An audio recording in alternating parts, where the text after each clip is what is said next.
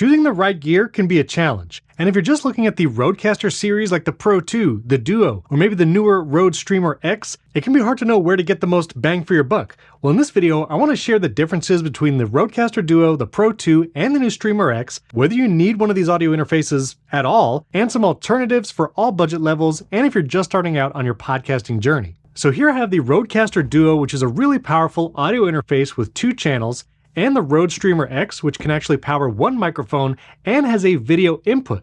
I'm also going to be comparing these to the Rodecaster Pro II, and if you want a deep dive on each one of these devices specifically, we've done reviews right here on the channel, which is why you should subscribe to the Riverside channel right here, but I'll put links to those specific videos down in the description as well, so once you decide what to buy, you can learn how to use it. So first off, let's talk about the Rodecaster Pro II. This is a really popular audio interface, but it does cost $700 and is likely overkill and is likely more power than most people need. Who should get the Rodecaster Pro II?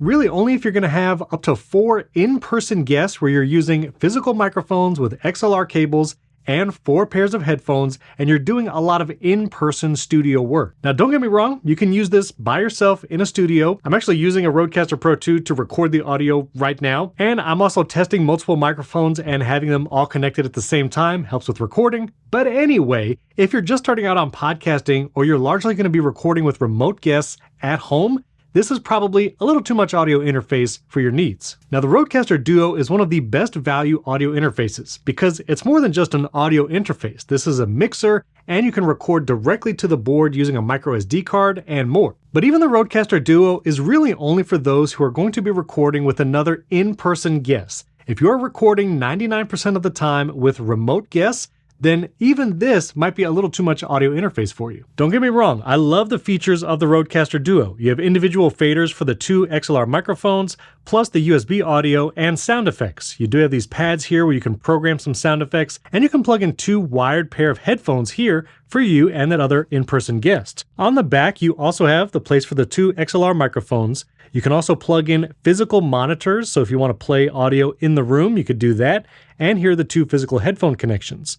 Like the Rodecaster Pro II, you also have multiple USB outputs, which is great for customizing multiple different audio outputs and channels.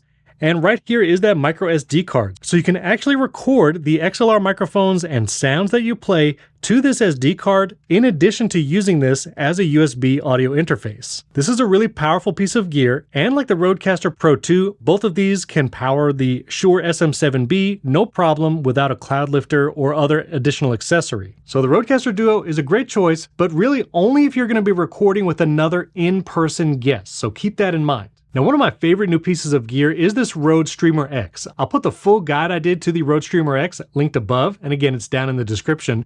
But this is really perfect for those who are recording by themselves at home most of the time. You get a connection for 1 XLR microphone. You also plug in your physical headphones here, or if you have headphones with a microphone attached, like for a gaming setup, you can plug those in here. But the really powerful part of the Rode Streamer X is this actually acts as a video input source in addition to audio. This is different than both the Rodecaster Duo and the Pro II.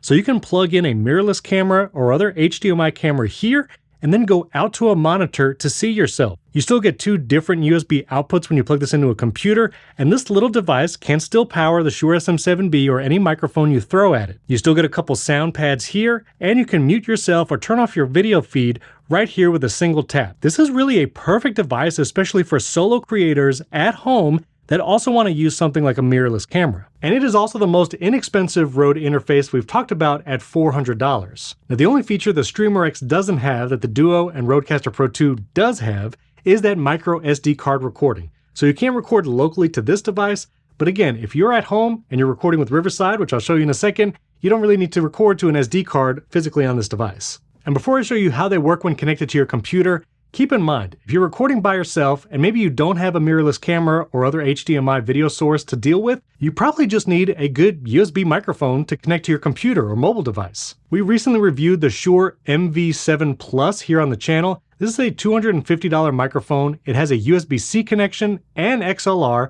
and you can plug your headphones directly into this microphone. If you're by yourself and you're going to use maybe your mobile phone for your camera, this microphone sounds incredible and is probably all you need. But I did say I would give you a budget option, and that's why I'm also going to mention the Audio-Technica ATR 2100X. I have to be honest, this is just one of my favorite microphones. Why? Because it is $50. You heard me right. This microphone is $50 and honestly sounds incredible for that value. And not only is it USB, so you can plug it in with a USB-C cable right there, but it is XLR as well, so you can plug this into an audio interface as you upgrade your setup later. Anytime someone asks me what microphone they should buy when they first start out podcasting, this is the microphone I recommend. It's an incredible value at $50, and I even recommend this for seasoned podcasters who might have a professional home setup, but they're going to be recording on the road.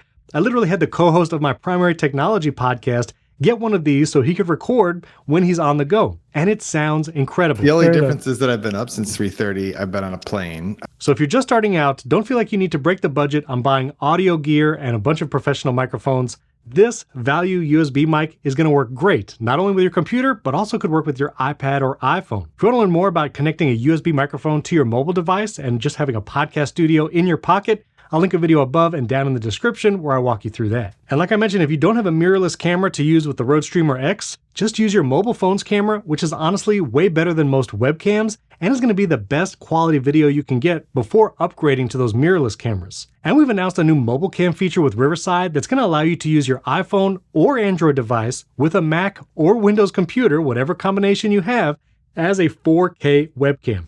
If you want to learn more about mobile cam and using your phone as your video for your podcast or other video content, check out the video below, or it's linked above as well. And all of these devices work seamlessly with Riverside.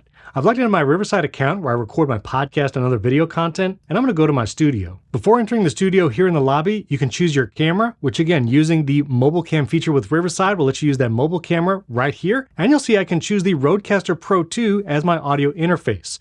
Now, what I typically do is choose this as both my microphone and speaker output, and I plug a pair of wired headphones directly to the Rodecaster Pro II. And remember, I was showing you those multiple USB outputs for the Rodecaster. You'll see here you can choose the main multi-track option or a chat option.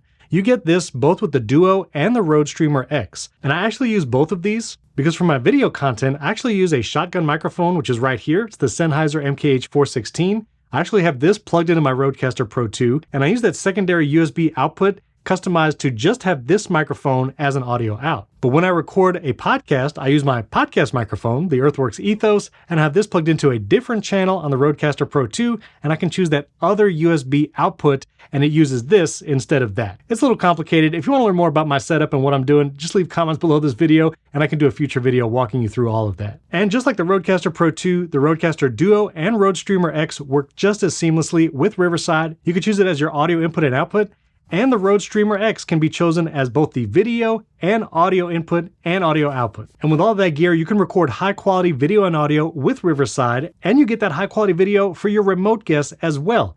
Plus, when you record with Riverside, you get all the benefits of the Riverside editor. You can edit your content just by deleting words and sentences like a Word document, and you're editing your video and audio. You can insert intros and outros to your content, even splice in video right in the middle. Plus, we have new image overlays to make your content visually engaging. Text overlays where you can put lower thirds or URLs for your sponsors. And we have incredible AI tools like Magic Audio to make any microphone sound studio quality. Our new Set Pace feature, which removes the perfect amount of silence according to what you choose. Then you can export your content all the way up to 4K video quality or audio, and you can share that with your podcast host, upload the video to YouTube, and distribute that content wherever you would like. So what's the TLDR on which audio interface you should get? The Rodecaster Pro II only get if you're going to have 3 or more in-person guests recording with you regularly. The Rodecaster Duo, it's a great piece of gear, but really only useful if you have another in-person guest with you a lot of the time. If you're recording solo at home and maybe you want to upgrade your video quality with a mirrorless camera, then the Rode Streamer X is one of the perfect devices. But if you're just starting out and you're not doing any of that, just get a good quality USB microphone. This $50 one is a great one to start, or the Shure MV7 Plus is a great upgrade option. Sounds incredible and can last you for years and years. So I hope that helped you decide what to get if you're going to be upgrading your setup. But if you want to learn more about getting pro audio and video at home, actually a video just on that, you can check it out up here. Again, if you have questions, leave comments below this video. I answer those personally. Hit that like button and subscribe to the channel before you go. And if you want to learn more about using Riverside and our amazing AI tools for editing your content, check out this playlist right up here. Thanks for watching. We'll catch you next time.